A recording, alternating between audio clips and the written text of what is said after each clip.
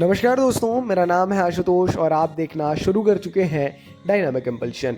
आज के इस वीडियो में चर्चा होगी 5 जुलाई 2026 के करंट अफेयर्स की। आज के इस दिवस से जुड़ी हुई सभी इम्पोर्टेंट लेटेस्ट न्यूज़ जो आपके कॉम्पिटिटिव एग्ज़ाम के लिए ज़रूरी है, उनसे रिलेटेड अलग अलग पर्सपेक्टिव में जानकारियाँ आज के इस वीडियो में होंगी, इसलिए अंत तक ज़रूर जुड़े रहिएगा। हमने ली है जिम्मेदारी आपको सही, निष्पक्ष और एकदम सटीक करंट अफेयर्स पहुंचाने की, तथ्यात्मक जानकारी आप तक पहुंचाने की, जिससे आप भी अपने ड्रीम को जल्द से जल्दी पा सकें। तो आइए शुरू करते हैं वीडियो को पहली जानकारी के साथ। भारत ने हाल ही में EOCI कार्ड लॉन्च किया है। भारत सरकार ने electronic overseas citizen of India card launch कर दिया है। OCI यानी ओवरसीज सिटीजन ऑफ इंडिया इसके तहत पात्र OCI कार्ड धारक अपने स्मार्टफोन पर अपने OCI कार्ड का सुरक्षित डिजिटल संस्करण भी रख सकेंगे, है ना। इस नई EOCI सुविधा से यात्रा के दौरान OCI पुस्तिका साथ रखने की आवश्यकता समाप्त हो जाती है और आव्रजन एवं एयरलाइन सत्यापन प्रक्रिया सुगम हो जाती है। हालांकि पारंपरिक OCI पुस्तिका पूरी तरह से मान्य रहेगी डेफिनेटली। एक तरीके से जो डिजी लॉकर पे आधार या जो अन्य डॉक्यूमेंट्स है सेम उसी के प्रकार है, लेकिन डिजिटल संस्करण दुनिया भर में रहने वाले लाखों प्रवासी भारतीयों के लिए अधिक सुविधा प्रदान करता है ना। जो ओवरसीज सिटीजन्स हैं, electronic overseas citizen of India card या EOCI कार्ड मौजूदा overseas citizen of India card की एक प्रति है। मौजूदा OCI कार्ड धारक आधिकारिक overseas citizen of India services portal से ये EOCI कार्ड प्राप्त कर सकते हैं। आपके परिचय में कोई हो तो जानकारी ज़रूर दीजिए। आगे बढ़ते हैं। UIDAI ने आधार ऐप में मुफ्त ईमेल अपडेट सेवा शुरू कर दी है। ये एक जागरूक नागरिक होने के नाते आवश्यक जानकारी है और करंट अफेयर्स की दृष्टि से भी है। UIDAI यानी जो आधार की एक पेरेंट ऑर्गेनाइजेशन है या आधार की रेगुलेटरी अथॉरिटी है, भारतीय विशिष्ट पहचान प्राधिकरण, तो इन्होंने एक डिजिटल सेवा शुरू की है जो इनके आधार ऐप पर ही है। तो इससे अगर आपको अपना ईमेल अपने आधार में लिंक कराना है तो आधार विवरण अपडेट करना बहुत आसान है। आधार ऐप के माध्यम से सीधे अपनी ईमेल आईडी आप लिंक कर सकते हैं अपने आधार कार्ड से। ये 1 जुलाई 2026 से आधार ऐप पर उपलब्ध है। आधार ऐप पर ये निःशुल्क रहेगा, है ना। आधार केंद्र अगर जाएंगे तो शायद इसमें कुछ पेमेंट वगैरह है, तो घर बैठे आप आधार सेवा केंद्र जाए बिना आसानी से ये कर सकते हैं। सुविधा का लाभ उठाइए। ये कोई शासन की ओर से जागरूकता संदेश नहीं है, मतलब है भी, मगर आपकी करंट अफेयर्स की दृष्टि से भी इम्पॉर्टेंट है। ठीक है, आगे बढ़ते हैं। भारत और माली ने व्यापार और निवेश संबंधों को मजबूत करने के लिए पहले निर्यात प्रोत्साहन मंच का शुभारंभ किया है। भारत और माली जो कि एक राष्ट्र है, इन्होंने बामाको में निर्यात प्रोत्साहन हेतु भारत माली फोरम का शुभारंभ कर दिया है। ऐसा एक भारत माली फोरम बिल्डअप किया है। 2 दिवसीय यह फोरम द्विपक्षीय व्यापार सहयोग का पहला संस्थागत स्वरूप है और ऐसे समय में आयोजित हो रहा है जब वित्त वर्ष 2025-26 में दोनों देशों के बीच व्यापार 326.61 मिलियन अमेरिकी डॉलर से अधिक हो गया है। इसमें वार्षिक आधार पर 55% की वृद्धि भी दर्ज की गई है। इसमें सरकारी अधिकारी और व्यापारिक नेता एक साथ आ रहे हैं और इस फोरम का उद्देश्य व्यापार, निवेश, विनिर्माण और अवसंरचना के क्षेत्र में नए अवसरों को खोलना है। ज़रूरी जानकारी पढ़ने में ज़रूरी है, ज़रूर इसके बारे में जानिए। थोड़ा और जानते हैं। भारत माली निर्यात संवर्धन मंच क्या है, इसके बारे में समझते हैं।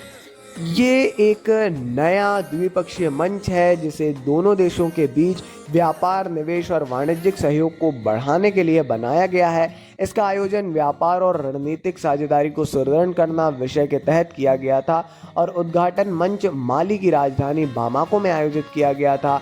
इसका आयोजन संयुक्त रूप से निम्नलिखित द्वारा किया गया: माली का उद्योग एवं व्यापार मंत्रालय, बामाको में भारतीय दूतावास और माली निर्यात संवर्धन एजेंसी, है ना। समझ सकते हैं, माली में ही किया गया है तो भारतीय दूतावास का सहयोग था। चलिए आगे बढ़ते हैं अगली जानकारी की ओर। भारतीय क्रिकेटर वैभव सूर्यवंशी 15 साल की उम्र में भारत के सबसे कम उम्र के डेब्यूटेंट बन गए हैं। वैभव सूर्यवंशी अंतर्राष्ट्रीय क्रिकेट के किसी भी प्रारूप में भारत के लिए खेलने वाले सबसे कम उम्र के खिलाड़ी बन चुके हैं। 15 साल और 99 दिन की उम्र में उन्हें T20 अंतर्राष्ट्रीय क्रिकेट में खेलने का मौका मिला और उन्होंने मैनचेस्टर के ओल्ड ट्रैफर्ड में इंग्लैंड के खिलाफ अपना पहला मैच खेला। अपने डेब्यू के बाद उन्होंने दिग्गज सचिन तेंदुलकर का रिकॉर्ड तोड़ दिया, जिन्होंने 3 दशकों से अधिक समय तक ये रिकॉर्ड अपना कायम रखा था। सचिन तेंदुलकर उन्होंने अपना पहला मैच पाकिस्तान के खिलाफ 16 साल 205 दिन की उम्र में खेला था। वैभव ने इतिहास रच दिया है। महज 15 साल 99 दिन की उम्र में इस रिकॉर्ड को उन्होंने प्राप्त कर लिया है और बन गए हैं भारत के लिए खेलने वाले सबसे कम उम्र के क्रिकेटर। तो जाहिर तौर पे ज़रूरी जानकारी समझना आवश्यक है। वैभव की बहुत सारी न्यूज़ लगातार आती हैं, हम सभी को उसके बारे में भी पढ़ना है। स्पोर्ट्स से रिलेटेड हर न्यूज़ एक तरीके से इम्पोर्टेंट है, लिमिटेड है ना। समय समय पर मतलब अब समय आएगा तो बढ़ भी जाएंगी। ठीक है, चलिए आगे बढ़ते हैं। अगली जानकारी, पश्चिम बंगाल के जलभरा संदेश, जनाई के मनोहरा और बालागढ़ की पारंपरिक नौकाओं को जीआई टैग प्राप्त हो गया है। पश्चिम बंगाल के 3 अन्य उत्पादों को भी जीआई टैग की मान्यता प्राप्त हुई है। चंदन नगर के जलभरा संदेश को, जनाई के मनोहरा को और बालागढ़ की पारंपरिक लकड़ी की नावों को भारत सरकार द्वारा ये मान्यता दे दी गई है। ये उत्पादों की प्रामाणिकता की रक्षा करता है। जीआई टैग बहुत बड़ी बात होती है ना। तो ये तीनों का नाम याद रखिएगा, नीचे भी लिखे हैं। हुगली जिले की कुल 3 पारंपरिक उत्पाद हैं, ये पश्चिम बंगाल के ही माने जा रहे हैं, माने क्या जा रहे हैं ही, है ना।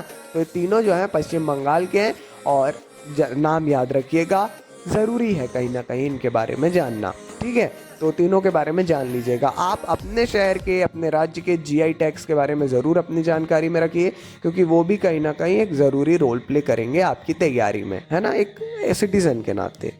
आगे बढ़ते हैं।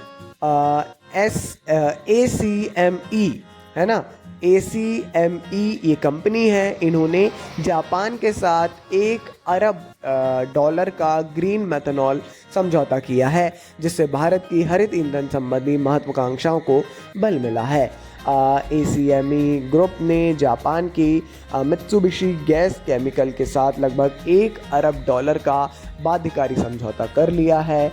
इस दीर्घकालिक अनुबंध के तहत ACME ओडिशा के पारादीप में बन रही अपनी आगामी उत्पादन इकाई में प्रतिवर्ष 1 लाख टन हरित मेथनॉल की आपूर्ति करेगी। 16वें भारत जापान वार्षिक शिखर सम्मेलन के दौरान इस समझौते की घोषणा की गई। ये समझौता स्वच्छ ऊर्जा के क्षेत्र में द्विपक्षीय सहयोग को मजबूत करता है और भारत के राष्ट्रीय हरित हाइड्रोजन मिशन को भी समर्थन करता है। इन दोनों के समझौते से कहीं ना कहीं ओडिशा राज्य में स्थित जो पारादीप संयंत्र है उसमें जैसा बताया 1 लाख टन मेथनॉल निर्यात होगा। तो इस पहल से लगभग $1 अरब का निवेश प्राप्त होगा, है ना, मतलब किया गया है इसमें। तो ये भारत की सबसे बड़ी वाणिज्यिक हरित निर्यात परियोजनाओं में से एक कहला जाएगा। तो ज़रूर इसके बारे में समझिएगा। चलिए, ये थी आज के इस वीडियो की अंतिम जानकारी। अपन मिलेंगे अगले वीडियो में ढेर सारी जानकारियों के साथ। जुड़े रहिए हमारे साथ। वीडियो अच्छा लगा हो तो सब्सक्राइब करिए, मतलब ज़रूरी है कहीं ना कहीं, तो जिससे आपको डेली अपडेट मिलते रहें। फीडबैक अपना कमेंट सेक्शन में ज़रूर दीजिएगा। अपन मिलेंगे अगले वीडियो में। नमस्कार जी, डायनामिक इम्पल्शन।